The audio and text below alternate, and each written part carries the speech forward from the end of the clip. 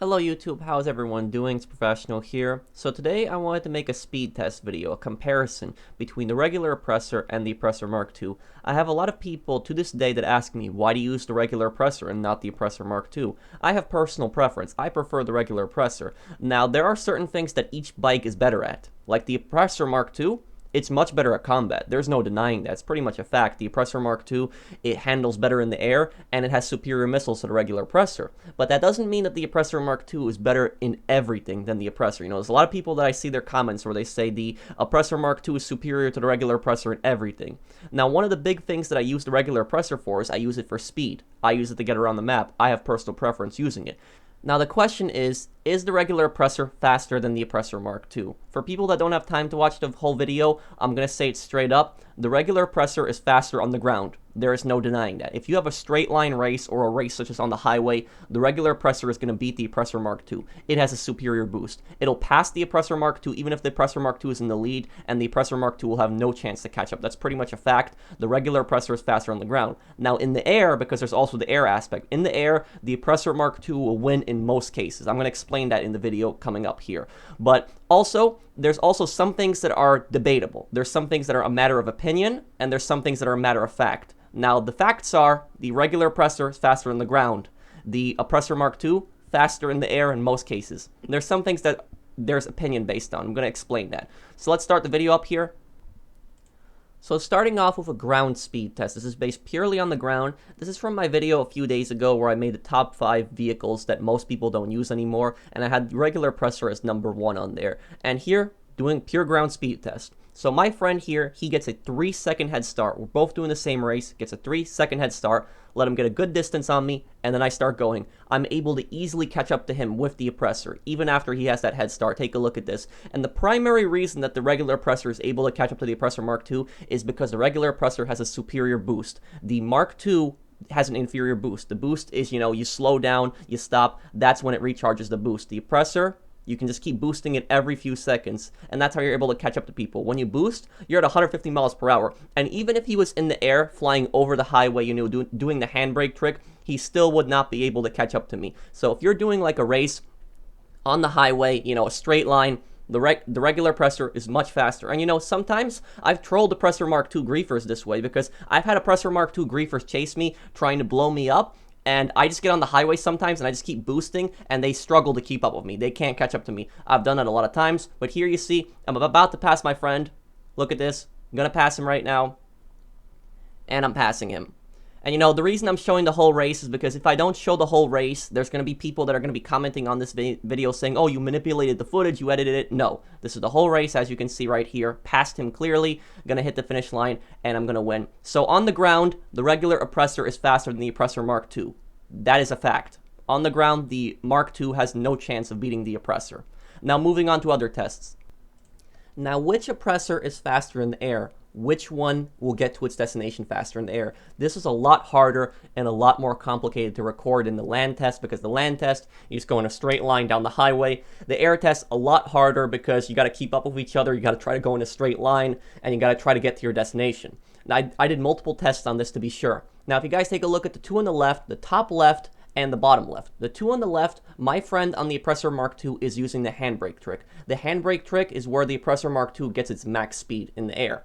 If the Oppressor Mark II is using the handbrake trick, it will go faster than the regular Oppressor in the air. It will get to its destination faster. Now, if you take a look on the right side, my friend is not using the handbrake trick. If the Oppressor is not using the handbrake trick and the regular Oppressor just keeps going up and down like I'm going right here, the regular Oppressor will pass it. So if the Mark II does not use the handbrake trick, the regular Oppressor will pass it in the air. But most people, they're going to be using the handbrake trick when they use the Oppressor. So to be fair to the Oppressor, for an airspeed test, I'm going to give this one to the Oppressor Mark II. I think that's fair. The Oppressor Mark II is a little bit faster in the air, and if you guys take a look at the test on the right side, when he wasn't using the handbrake, I let him get a head start, and I was able to catch up to him, and I was able to pass him. And even if the Mark II is using the handbrake, the regular Oppressor, even though it's slower in the air, it will get to its destination pretty fast also, a few seconds after the Mark II, but it also depends, on it also depends on how close that destination is and how far.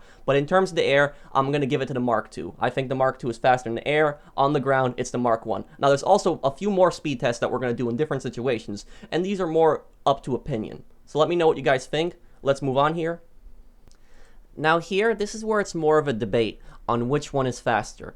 I'm doing a speed test. This is a speed test over hills. This is more of an opinion. Which one is the faster one? I wanted to see which one is faster going over hills. And I did a race here from one end of the map to the other end of the map with my friend who's on the Oppressor Mark II. I'm also speeding this clip up to save time, but both Oppressors have advantages when going over hills. The Mark II can climb hills very fast. It can go right over them. You know, when it sees a higher hill, it can just go right above it. It can climb past it. The regular Oppressor has a harder time going above, going higher in the air, because it's much more effective going in a straight line. But what it can do is it can land on the ground and then boost. It has a much better boost than the Oppressor Mark II. So if somebody knows what they're doing, they occasionally touch the ground and they boost, they can get to their destination just as fast as an Oppressor Mark II. You know, I do it a lot. And, you know, at the end here, my friend does end up beating me. He doesn't beat me by much. It's like 1 or 2 seconds. We pretty much got to the destination right at the exact same time. But I'm going to give this a tie because I've seen this happen so many times where both Oppressors, they get to the area roughly at the same time, or one of them gets like there 1 or 2 seconds later. I personally think that it's just a matter of opinion on this. I don't think that one is really faster than the other. It's more based on the rider, which one going up hills is faster.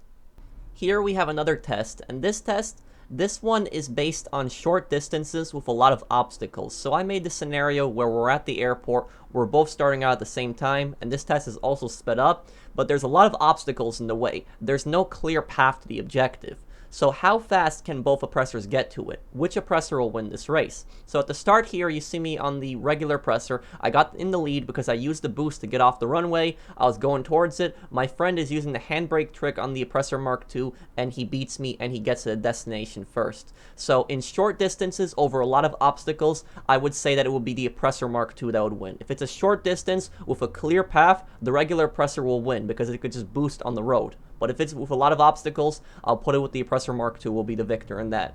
So I know what a lot of people are going to ask me, but what about long distances? What about getting across the map? Which Oppressor is faster? So here I'm doing the ultimate test. This test starts from the bottom of the map, above the airport, all the way to Paleto Bay. So it's a 7-mile trip, 7 miles in total. Very long distance. Which Oppressor is going to win? And I'm speeding this clip up because this race took like about 5 minutes, so I don't want to waste 5 minutes on it. But this race, going across the map, and everything goes in this race. Everything goes. Whatever you want to do in this race, you can do. I chose to take the highway and just boost as much as possible because I know that's where the Oppressor is the most effective at, boosting on the ground. If you boost towards your objective, you're on the highway, your objective is off the highway, you will get there pretty quickly. My friend, he's taking the route straight to the objective. He's flying straight towards it, right towards it. I'm taking the highway, so I gotta take a lot of turns. And you guys see right there in the bottom right, it shows how much distance each person is at. My friend appears to be winning this race, but I think a lot of people are going to be shocked at the outcome of this. And I have to show the whole race. If I don't show the whole race and I just show the end of it, I'm going to have those people that are going to come on the video and they're going to say, oh, you manipulated the footage.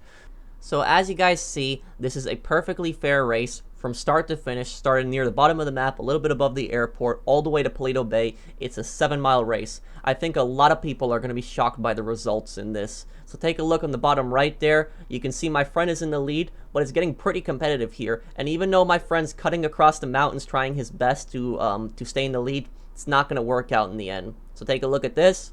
Getting really competitive now. It's really, really close. About to pass him here. Very, very close. It's really, really close. He tries to cut across the farm field there. Really, really close. Who's going to win? I won. But I won by basically a millisecond there. So I think pretty much everybody watching this, I think we can all agree that was a tie. I mean, I won by a millisecond, but that was pretty much a tie. We hit the flag the exact same time. So over long distances, which one is faster? I would say that it depends on the rider, because if you know what you're doing on the regular Oppressor and you just take it on the highway to get across the map and you just boost there, you'd really take advantage of that's like 150 miles per hour when you're boosting. You can get there pretty quickly, just as fast as the Oppressor Mark II. The Oppressor Mark II, it can cut across, so it can just fly straight towards the objective. So over long distances, I would say that it's pretty equal. It's pretty much a tie. It really depends on the rider there. If I did an airspeed race there across the map, the regular Oppressor would have lost that race by a lot. But, since I was taking advantage of its ground abilities, its boost ability, I was able to pretty much keep up with the Oppressor Mark II. So that's a tie. But there's actually one motorcycle that's actually faster than both the Oppressor Mark II and the Oppressor. And what could that be? That is the Arena Death Bike. This actually came out recently. It came out with the Arena Wars update, the most recent update. So this vehicle, this one has a very unique boost in comparison to both of them. It actually has the best boost between all three of them. Now, this vehicle, you can just keep boosting every single time. Every little bit that you have on there, you can just keep boosting. You see, I cut across and I beat my friend here. I'm past him, that's on the Oppressor. He's boosting, he's trying really hard to keep up. He can't pass me. So the Arena Death Bike, it's faster than all of them. But the Arena Death Bike, it can't fly. It's only a land vehicle, so you might want to keep that in mind. But if you got somewhere to go across the map, like go straight across the highway, the Arena Death Bike will be the best bet for that, for just strictly just for highways. So now, let's come to our conclusion, and look at this chart that I made here, guys. Here is a chart that I made for the Oppressor Mark II, and what they're tied in. So let's start off with the regular Oppressor. The regular Oppressor is faster on the ground. There is no denying that. That is a fact. If you race the Oppressor and the Oppressor Mark II on the ground, even if the Oppressor Mark II does the handbrake trick, flying over the highway, the regular Oppressor, with its boost, will defeat the Oppressor Mark II. It will pass it. Just got to keep boosting with the Oppressor. It will win. If somebody's not using the boost on the highway with the Oppressor, I don't know what they're doing, but the boost, that's the best way to get around with the Oppressor. And it's also faster in the air if the Oppressor Mark II is not using the handbrake. But to be fair to the Oppressor Mark II, most people are going to use the handbrake either way. So I would say that the Oppressor Mark II is a little bit faster in the air. And the Oppressor, like I said earlier, it has superior boost. It's faster on a clear path. If you have a clear path to the objective, the regular Oppressor is going to get there, and it has better ground handling. That's my personal opinion there. Some people might argue that the Oppressor Mark II is better handling on the ground. I think it's the regular Oppressor because it has two wheels and it's on the ground. It's a motorcycle. It doesn't hover. When it hovers on the ground, I find that a lot harder to control. And in a tie, it's tied over long distance. So if you got to go somewhere over long distance, and chances are you're probably going to be using the highway if you got to go across the map. I mean, there isn't that many more paths to go up there. I mean, you could go through Sandy Shores, and if you go up north through those small paths, I guess the Oppressor Mark II could win over long distance, but chances are you're probably going to be using the highway, so the regular Oppressor is going to be tied with the Oppressor Mark II. They're going to get there around the same time. And, it's also a tie going over hills. There's plenty of hills in this game, and, I've raced Oppressor Mark II several times going over hills. On a lot of my streams, when we're selling MC businesses, we take the Oppressors with the bags, we go right over the hills. Sometimes I win, I get there first. Sometimes the Oppressor Mark IIs get there first. I think it really depends on the rider. I don't think there's a clear answer on which vehicle is faster on hills. And the Oppressor Mark II, it's faster in the air, like I said, because most people are going to be using the handbrake. It can fly forever, not like the regular Oppressor. That's why a lot more people prefer the Oppressor Mark II, because you can just constantly just hold down, accelerate with it. It'll keep going. You don't have to keep going up and down like with the regular Oppressor. It's better in combat. That is not deniable. The Oppressor Mark II is superior to the Oppressor in combat. It has much better missiles, and it's better air handling. It has better control in the air. There's no denying that. The regular Oppressor, even though it's pretty fast in the air, it's pretty fast in a straight path, pretty hard to control in turns. And last but not least, the Oppressor Mark II is faster on an obstacle path. If you have an obstacle that you have to get to, you don't have a lot of streets, you have a lot of buildings to get over, the Oppressor Mark II is probably going to win that race. So that's that for this video. I'm sorry that this video took so long. I didn't want this video to be this long, but there was just so many tests that I had to go over, and I had to just cover so many things because I knew people were going to say, what about the air? What about going over hills? So I hope that this video has helped you guys out, and I hope this video has helped clear up some people's mind over which vehicle is faster. I don't really think that there's a specific faster vehicle. I think they're kind of tied. There's certain situations where the Oppressor is faster, certain situations where the Oppressor Mark II is faster. It all depends on where you're going, what the path looks like. It's not clear like you have two vehicles, you have two cars, and you can just race them, and you know which one is faster. It's not a clear answer like this. So I hope that this has cleared something up for a lot of people that are confused. If you guys enjoyed the video, drop a like. If you're new to my channel, enjoy my content, subscribe, and I'll see you guys on the next one. Take care, everyone.